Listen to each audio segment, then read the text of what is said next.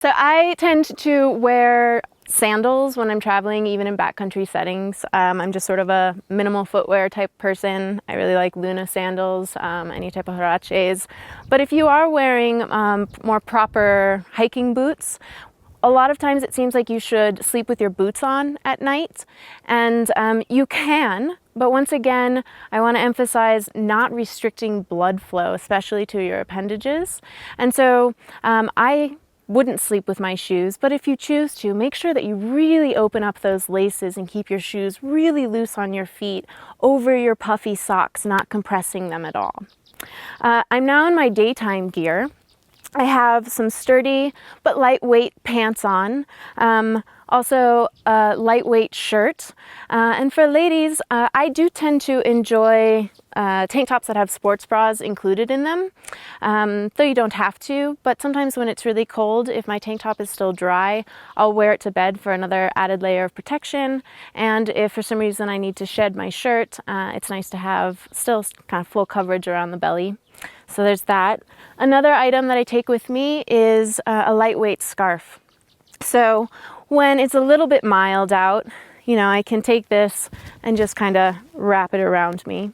If it's windy out and there's a lot of sand blowing or something like that, you know, obviously I can put this over my head and we start to get into more Bedouin style dress, and then, you know, cover appropriately.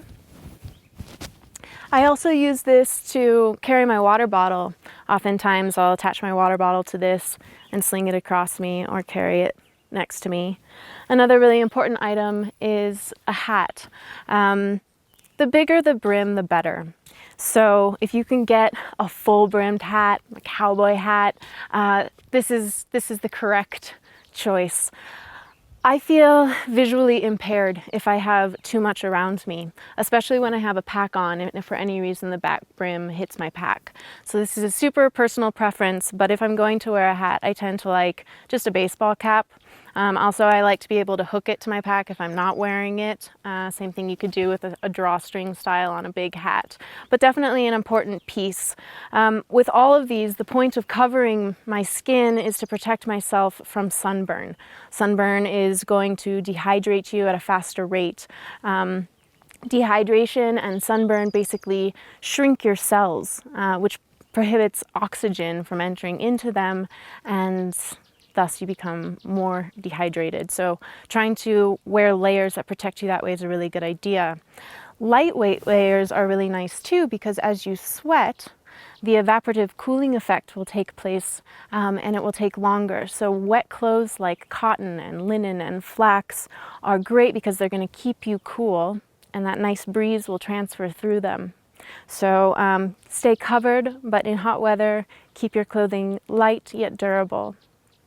I want to show you what I would do to pack up all of this clothing gear if I didn't have a pack, which oftentimes I travel without just because I tend to carry less stuff. So with my kind of 5x5 sheet of either cotton or wool for a little extra warmth, I'm going to lay out everything that I use and try and organize it into a nice pile, sort of centered.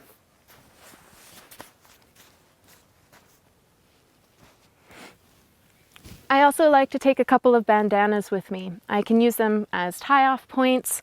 Once again, you can get these wet, wrap them around you, cools you off on a hot day. I've become a huge fan of shop towels, actually. Not necessarily for vanity reasons, but I do like to keep my face clean, and I carry soap with me in my survival kit, but this kind of acts as my exfoliator.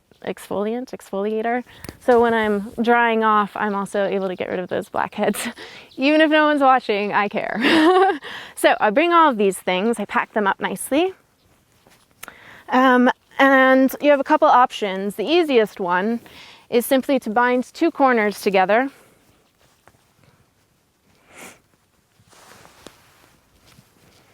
And you can use a square knot, which means right over left, left over right. And then I'll take the other two corners, and I have a lot of options. I can sling it around my back and carry it over my shoulders this way. Having a wider style on the sides makes it more comfortable. Any narrow straps are going to dig into your shoulders a bit more. I could put it around my waist, a really nice position for, in general, women again who have smaller waists, bigger booties. It sits well and carries there, and you don't have as much pressure on your shoulders. You could carry this on your head or around, you know, sort of your forehead here. So a lot of different options. And once again, I tend to go for a square knot. Right over left, left over right, bind it up. And one thing you want to do is try and keep whatever type of pack you have, whether it's a proper backpack or something like this, as in line with your body shape as possible.